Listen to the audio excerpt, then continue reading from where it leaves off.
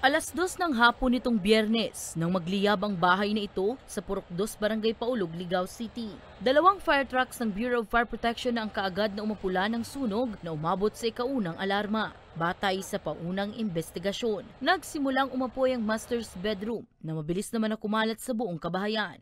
Wala rin umanong tao sa loob ng bahay nang maganap ang insidente. At around 2:28 AM, so not far out din po agad tayo kasi mabilis naman pong naapula ng mga ating kabumberohan yung sunog. Dahil din po, during the response, dalawang fire truck po agad yung pinalabas natin nung natanggap po natin yung reported na sunog. Maswerte naman na walang nadamay na buhay at katabing bahay. Sa ngayon, ma'am, kung sino yung mga nandoon sa loob, ma'am, still under investigation pa po.